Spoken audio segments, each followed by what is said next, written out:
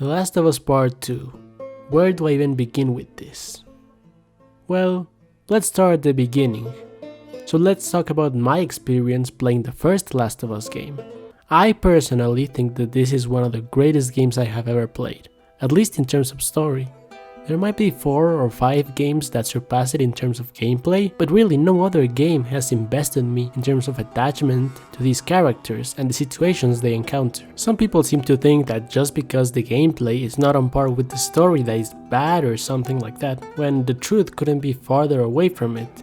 I like how it's a realistic version of the Uncharted games. You rely more on crafting and stealth rather than pure action, though there is a lot of action in the game. So before I give you my thoughts on part 2, I'm going to first tell you my experience with the first Last of Us game, my thoughts on a sequel, the ensuing backlash that the game had after the leaks, and finally, the review itself, so that you can understand how I arrived at my conclusion with part 2. This will naturally include spoilers for both Last of Us games, and if you haven't played them, please do so, and what the hell are you doing watching this video? It will also contain some pretty big spoilers for WandaVision and Red Dead Redemption 2, so you have been warned. Now I know that I might be a bit too late to the party, but hey, back when we were allowed to have parties, I always used to arrive a bit late.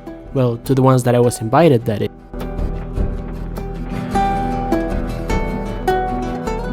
I began this video by saying that The Last of Us was possibly my favorite game ever, but before I picked it up I was very skeptical of how good it actually was. To me it just seemed like another zombie game, and Lord knows there's a ton of those. But that's exactly why this game hit me so hard. I underestimated it and was pleasantly surprised, so much so that I think it has the best video game ending that I have ever played. The way the relationship between Joel and Ellie builds is something truly incredible and virtually unachievable in any other medium. It really becomes a character study on the lengths that these characters are willing to go through, but also the importance of humanity in a cruel and desolate world. Because at the end, Joel didn't destroy what he hated, he saved what he loved. Oh, I gotta mention that there's going to be a lot of references to The Last Jedi. And oh man, some people are not gonna like that. And honestly, there's not a whole lot more to say about the game. I mean there is, but this is really not the point of my video, because at the end of the day it's one of those things you have to experience yourself to truly understand it. Even though I could spend hours talking about the relationship of Joel and Ellie, the personality of Joel as a character, the psychological trauma and survivor's guilt that Ellie experiences and develops her as a character, but that's not the point of my video. I think it's one of those cases where you could say that the story should have ended there, but I honestly wanted to see more of these characters and these places, and people seem to agree. People were really hyped as soon as the first trailer arrived. I know, because I was one of them. It clearly seemed that it was going to go a lot darker than the previous game, and that, considering how the first game was, is really saying something. And every trailer brought us an inch closer into the story, and we finally got to see all of these characters that we know and love. But then something terrible happened. The game got leaked, and instead of taking the leakers with a grain of salt or some subjectivity, some people completely lost their shit and fully believed the leaks. The internet decided that this game was no good. These spoilers basically show you that the game is not worth buying. This game is shaping up to be a complete dumpster fire, dude. Like, people are canceling their pre-orders left and right. I won't be buying Last of Us 2. You have betrayed the fan base. I don't even want to fucking play it anymore. And it's quite fitting that both Halo 5 is dog shit, and so is Last of Us 2. It doesn't fucking matter if the game is out or not. The story is still dog shit. So, needless to say, people believed the leaks and went off the deep end. So it was a long-awaited sequel to a popular franchise that was bashed by the internet. Something very familiar about all this. Yes, in case you couldn't figure it out, this is basically what happened to The Last Jedi. In fact, it was even worse, because even though there were morons that criticized this film basically talking out of their ass, The Last Jedi at least had a chance to defend itself, something that The Last of Us 2 didn't have. The internet effectively turned its back on the game mere months before the game was released. The irony is that a lot of the key things that the leak stated were wrong. Particularly, it said that the Trent's character was Abby and that Ellie died, which completely changed the story if you have played the game. But the damage was done. Some people already believed the leaks completely and went into the game with the mindset that it was going to be awful, which is a real shame. Even months after it, when I'm making this video, you can still see how some brain-dead morons are still attacking the game, even if they don't fully understand why are they mad. Now I'm going to discuss the game's more controversial aspects later, when I dissect the story, but it's truly baffling how many people misunderstood the story just because they want to hate this game. Now I'm gonna take the high road here and say right now that not everyone who hates this game is a brainless moron. If you didn't like this game, that's fine. But if you're just jumping on the bandwagon and making the same arguments that everyone else is making, then yes, you are an idiot. If you don't like this review, I'm not gonna be worried, guys. I know you'll forgive me. Man, Grade A Underay has really gone downhill since I stopped watching him. So for a while, the internet looked a bit like this. I need you to hear me out. What's that behind you? He saved my life. Move out of the way. We'll deal with you back home.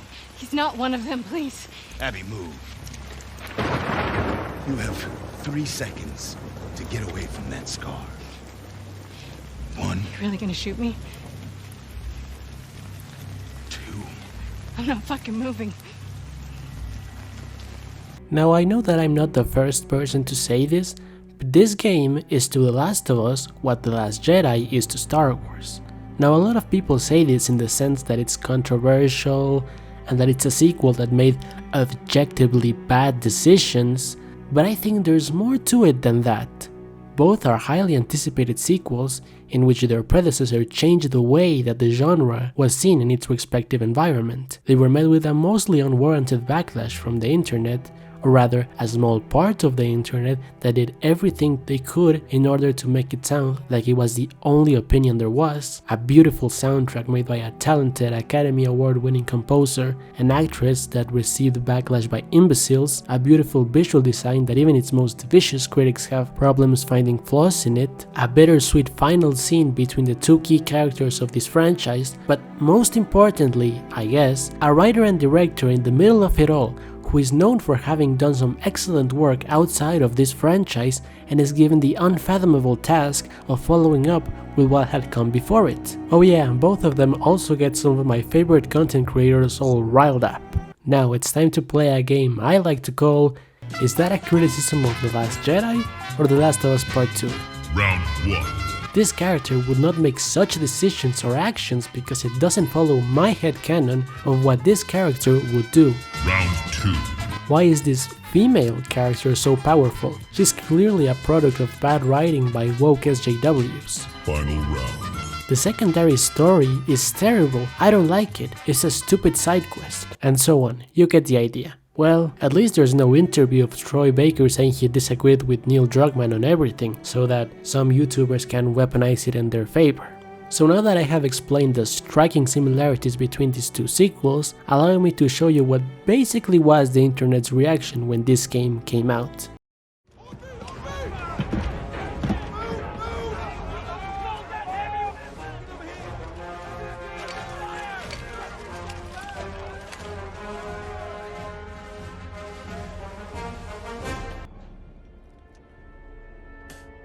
Salt.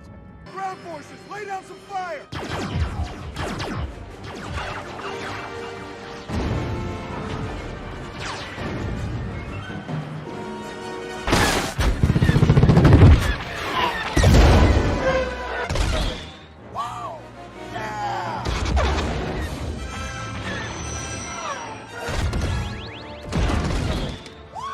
Black Ops. Blow that piece of junk out of the sky! All fighters! She drew them off! All of them! Oh, they hate that ship! Now with all of that said, I think it's time to jump into the game. Let's start with the things that even the people that don't like this game tend to agree were good. The graphics. This game looks beautiful. There's almost no argument there.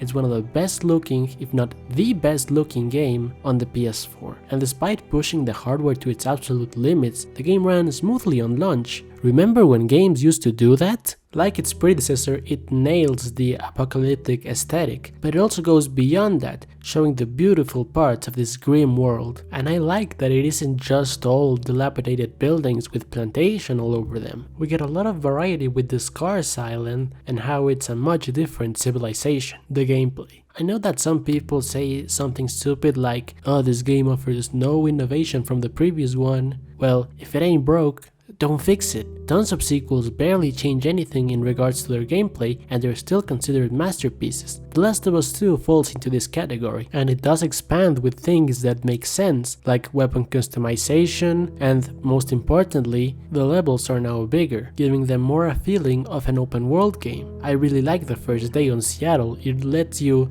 roam around and soak in the world. The amount of openness and freedom to explore each part makes the first game look much more linear in comparison, and I like how Ellie and Abby's gameplay styles complement each other. Ellie uses her knife and her quick thinking, whereas Abby uses more of melee and physical combat. Okay, time to get into the fun parts, the controversial parts of this game, starting with perhaps the most controversial one. Joel's death came to many as a surprise, as many were expecting another Joel and Ellie style adventure, like the first game. But at the same time, it's a bit hard to elaborate on a sequel that isn't just the same all over again, without taking the big risks in the storytelling that a good sequel, demand. So, as much as it pains me to say, Joel's death wasn't just a good idea in terms of storytelling, but a necessary one to essentially justify bringing back all of these characters. Because you know what would have been a bad death? Like a really bad one? If Joel died and we felt nothing. We didn't feel the pain, the suffering, the anger that Ellie goes through in the game, or if we didn't have the proper amount of time to mourn this character. The people who say that this is a bad death have no clue what they're talking about. It's the same people that say that The Last Jedi ruined Luke's character. But you know what? I'm going to be the first one to say that at first I thought that the game maybe had killed Joel too early. Yes, I did thought that. That is, when I first played through the game, but by the time that I finished the game, I was like, huh, now I get why the story was structured this way. My biggest gripe with Joel's death at the beginning was that, at first, I thought that it was going to be our missed chance to have one last adventure between Joel and Ellie, but we did manage to get that. First we have the heartwarming moment between the two, with Joel's surprise for Ellie's birthday, a more standard adventure later on in the game, the tragic reveal of Joel's lie to Ellie, and finally, the beautiful and bittersweet final scene between these two characters, which is hands down the best moment in the game. And when we check this death in YouTube, naturally it has been brigaded by the people who have been brainwashed into thinking that this has been a terrible death. But funnily enough, one of the top comments said this: imagine some random stormtrooper that Han Solo had killed had a kid and that kid wanted revenge. That's Abby. Which, I mean, it's just beautiful irony that someone out there hates this game so much that is willing to indirectly give praise to the sequels and one of the best scenes in it, because I'm pretty sure that the amount of people that hate this game and the people that hate the sequels are almost one giant circle. Just goes to show that Qui-Gon was right. There's always a bigger fish. What I also find funny is that many people tend to say Joel's death was terrible, they should have made it different. You know, like Arthur Morgan's death in Red Dead Redemption 2. Now that's a death I like, which is funny to me, because even though they can't really be compared as they are different characters in different franchises, there are some similarities we can find. Both Joel and Arthur do the things they do in order to save their own lost humanity. Joel did it as to fill the void that the death of his daughter left, whereas Arthur, faced with the fact of a certain death due to his tuberculosis, he wants to leave this world knowing that he was a good man, and not just some common criminal. Both men push themselves to their physical and mental limitations, and both manage to fail and succeed in what they tried to do the entire game. Arthur is incapable of saving the gang, but manages to save John and his family, while Joel saves Ellie despite the tremendous cost to humanity that it meant. This game really wants to show you the consequences of those actions and truly explore the effects it had, not just on other people people like Abby, but on himself. That's why once you play through the whole game and all the pieces fall into place, that's when you get why Ellie wanted revenge so badly, because she never got the chance to forgive Joel, but they were so close. Next into the things that people say as to why they hate The Last of Us Part 2. I like the character of Abby. No, seriously, I really do like her character. I don't want to say the same thing that other people have said when talking about this game, like how the character works as a social experiment. I want to talk about how she works as a character in the bigger picture. When they decided to make you play as Abby, which in literally every other game would have been just another generic antagonist, instead she becomes the character that you are meant to empathize with and understand, and they have to do this without doing it in a way that seems too blatant. So when Naughty Dog decided to do this, they essentially put a target on their back. This is something that, if it had been tried in any other media, it would have failed miserably. But only through video games, it's even remotely imaginable that this can work. There have been games where you are the villain, and there have been games in which you are meant to empathize with the villain. But I don't think that there has been a game that tried to do both. Naturally, the last thing you'd want to do is play as Abby. It's one of the most daring things the game pulls. You don't want anything to do with her. In fact, you want her dead. You know, something like that other girl that had her father figure killed. But then, you get caught in her drama, and you, as the player, are forced to put your own bias aside and try to understand her. You get wrapped up in her whole story, and just like she spent years killing scars, but now is willing to save them, you as the player begin to understand Abby. This whole game is about duality, showing everything from the best of times to the worst of times, and how revenge can affect not just you, but the people that you care about the most. There's this great scene in Abby's story where Owen takes her to the aquarium for the first time and they see the sea lions, and it's really beautiful, clearly meant to be similar to the scene with the giraffes from the first game, but it's tainted because Abby brings up Joel yet again, and then you realize that every scene between Abby and Owen previous to Joel's death has always them talking about it. What could have been a beautiful moment between the two is ruined by Abby's incessant pursuit of revenge. The same happens to Ellie. She could have left it there and lived happily with Dina at the farm, but like she says herself, I have to finish it. at the end of the day, the same way both Abby and Ellie's story counterbalance each other is the same way that both of these games perfectly balance one another, like the yin and the yang, making this the best game ever with a dual narrative. Sorry, Sonic Adventure 2. Speaking of which,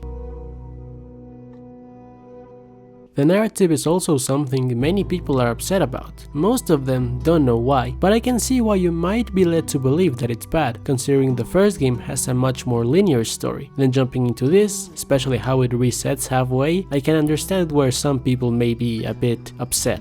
You're different, and I don't like you! But just because it's different doesn't always mean it's bad. I was surprised with the narrative that occurred with the story. It always kept you guessing of where it was going to go next. I like it when games do that, especially when in other games it becomes blatantly apparent where the story is going to go next. It's really a wild ride. The flashbacks are used great in the sense that they show these characters in their happiest with the people that they are around, and how devastating it is when they are gone, and how they wasted their time with them. Each flashback provides insight to these characters as how they reflect on better times. It's truly emotional storytelling at its finest, which couldn't have been achieved without talented writers and the incredible performances by Troy Baker, Laura Bailey, and especially Ashley Jones. She's the one that really makes this game work, managing to capture both the raw rage and the fragile vulnerability that made her such a memorable character in the first place. I have to say it, she gives what I think is the best performance I have ever seen in a video game.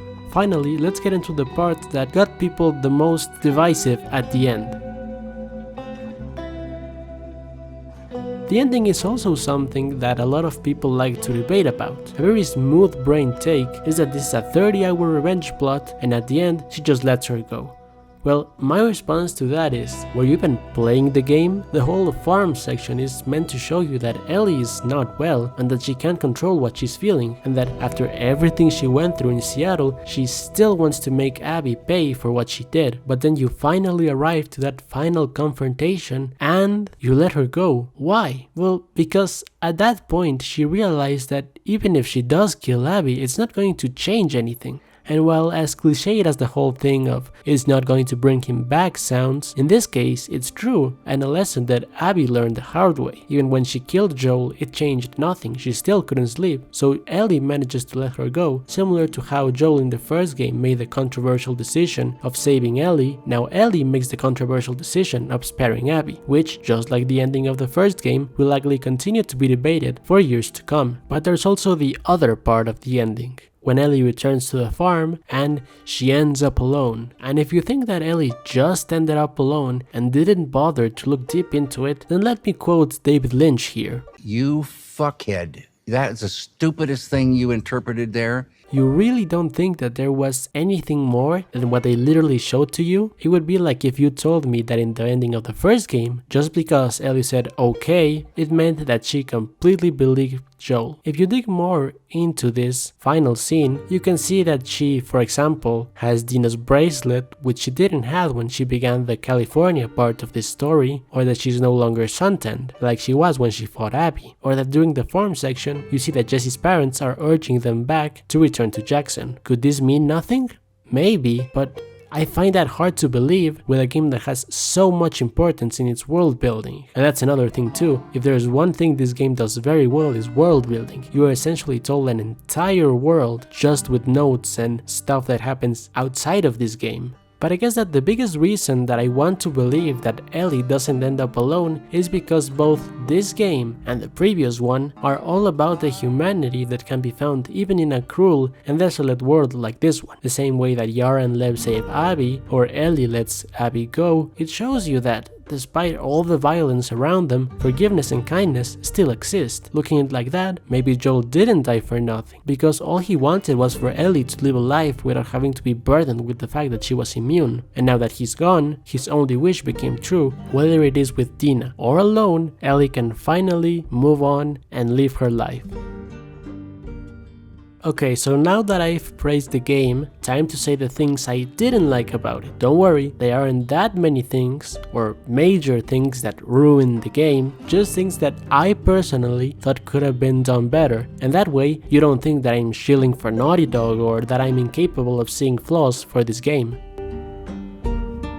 The pacing is a little off at times, especially when it resets or when it goes into a flashback. It loses momentum and it takes a while for the game to get it together again. But this isn't a big issue because it always kept me going and I was super invested in the story. It doesn't bother me as much because it's a gamble that the game takes, and I prefer the game that takes risk to one that doesn't. But still, perhaps the pacing could have been solved if a bit of the game could have been cut. Maybe an hour or two. Not a terrible thing, but one that could have been managed a bit better. Some of the side characters were not used to their full potential, and I'm not talking about characters like Dina, Yara or Lev. Those were actually pretty good. I'm talking about the other characters. Let's start with Tommy. Considering how important he is to the plot, he wasn't used as much as he could have been. Considering that the first part of the game is you just going after him and see all the mayhem that he has caused, I thought that there was going to be a part in Ellie's story where you caught up to him and that he and Ellie had a mission together and they reminisced about Joel and bonded. That would have been interesting, but unfortunately you only meet up with Tommy at the end of the Seattle part.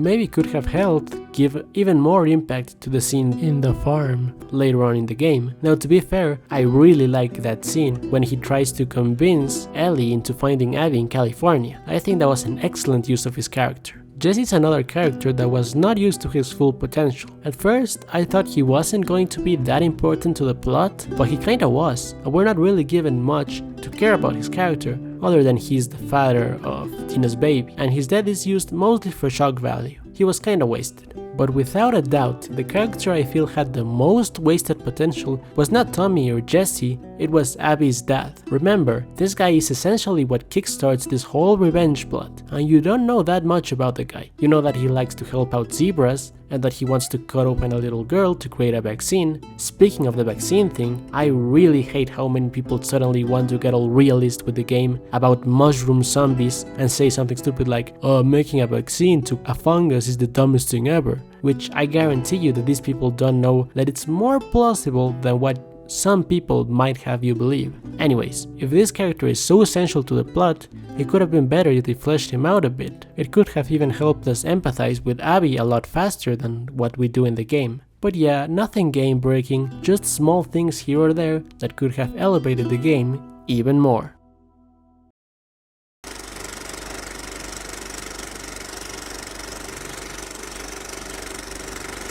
But people don't want things they don't expect. They want to know everything that happens in a movie. It has to be accurate to the comic book. If the movie does anything different from the comic, then the movie sucks. According to rabid fanboys, alterations to any comic book story is not welcome because they want to feel safe walking into a film. Fortunately, real filmmakers and storytellers don't pay these people any thought. They go, oh, you don't like that? Well, this is my story, so fuck you. However, this isn't the best way to make money. When they greenlit this movie, they said, if you want to make lots of money, then you have to please as many people as possible. The more risks you take, the less money you make.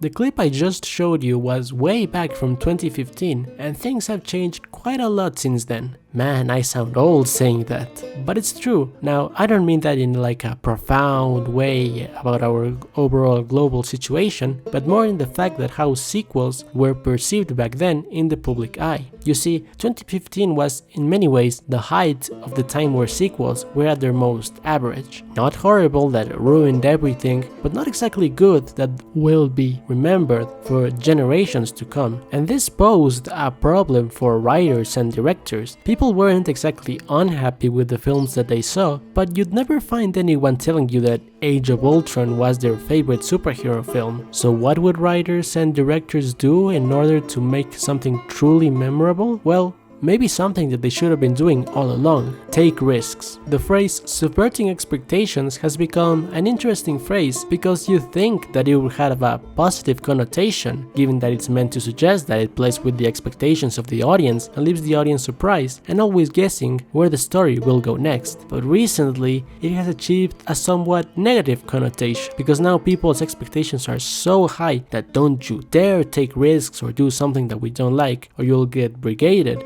and we're gonna call you a cuck. And that's another thing too, that makes it so hard for me to take seriously the people who hate this game, is that more than half of them just use buzzwords to describe this game. Naughty Dog went full on Me Too, SJW, Feminazi. Wow, that guy just joined all the buzzwords he could to create a sentence. You know what? Let me try. I don't like this game because it's a woke SJW agenda pandering to feminists and soy boys that only a cuck would be able to enjoy. You see, any moron can just grab a bunch of buzzwords to make a sentence and pass it off as valid criticism for The Last of Us Part 2. Even a perfectly fine show like WandaVision still received hate because the finale was ruined because it didn't include the multiverse or Mephisto, when I'm willing to guess that 90% of you dicks didn't even knew who Mephisto was. I didn't even knew who Mephisto was. I mean, I had a vague knowledge of the dude, but I didn't know how important he was in the comics.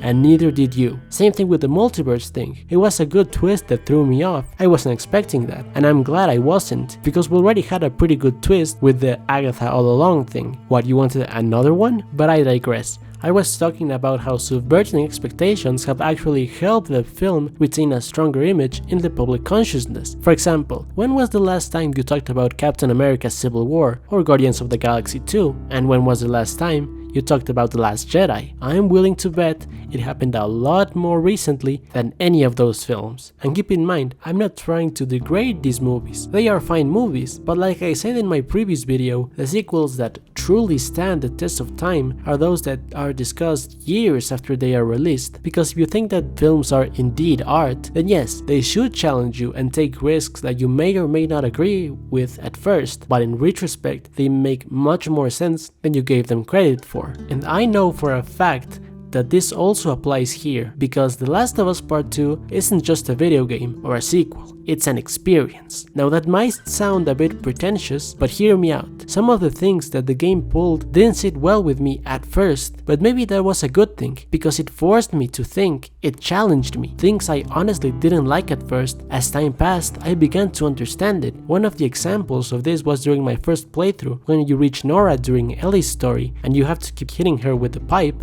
It felt satisfying. I wanted to do it. But then it begins to dawn on you the amount of violence you have committed and how you begin to lose sight of this whole revenge plot. I guess that in a way, it mirrors how Ellie began to lose sight on why she was after revenge. You, hopefully like me, begin to understand why this game did all these things in the first place. So in conclusion, if you think that The Last of Us Part 2 ruined everything and that someone else should have written the story, well, I'm pretty sure that Neil Druckmann has likely one thing to say to you. If somehow the Lord gave me a second chance at that moment, I would do it all over again. Because he knows these characters better than you or me, and even though you can complain all you want about that apparently Ellie was originally going to be straight, but Neil sold her to the SJWs, yes, somebody actually wrote this, and another person wrote, "Don't get me wrong, I have nothing against the LGBTQ, but making her lesbian kind of ruins Sid for me. Not only did they throw it in our faces, they also threw away the entire gene because, well, she won't be having any kids." Wow. Just wow. Now, I get it. Not everyone who complains about this game is an idiot or a borderline homophobe, but I think that Donkey was also correct when he said this. The truth is, I don't know why people are mad at this game because they don't know why they're mad. I really hope that if you didn't like the game, this video hopefully at least opened your eyes to give it a second chance, or to rethink certain moments from the game, or maybe you at least understand where I'm coming from. If anything else, people will keep coming back to this game and will likely give it another chance with a much less biased viewpoint. I promise you that will happen.